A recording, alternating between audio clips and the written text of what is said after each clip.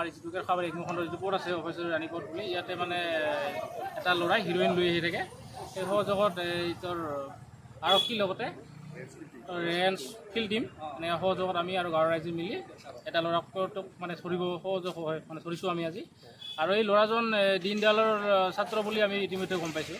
কিমান মান আছিল হিৰ'ইন? হিৰ'ইন 8 গ্ৰাম মান আছে। আৰু কি পাইছে? বাইক পাইছে নেকি? এখন বাইক পাইছোঁ, 8টা কণ্টেইনাৰ আছে। ল'ৰাজনৰ নাম আব্দুল মতিন, ক'ত ঘৰ? 22 বছৰমান বয়স হ'ব। ক'ত ঘৰ? তোৰ বৰহলা চিলাপাৰা।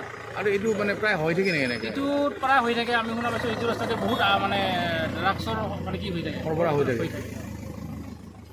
এনেই আগতে অভিযান চলিছিল? আগতে অভিযান হৈছে, আগতে ধৰিছে ইয়াতে বহুত, কিন্তু বহুত যাই থাকে দিন ৰাতি ইয়াত বহুত নতুন নতুন ল'ৰা ছোৱালী আমি দেখিবলৈ পাওঁ এই ৰাস্তাত, কিন্তু কিয় আহে আমি গম নাপাওঁ, কিন্তু আজি আমি গম পাইছোঁ যে এইবিলাক এনেকুৱা বিজনেছ কৰে।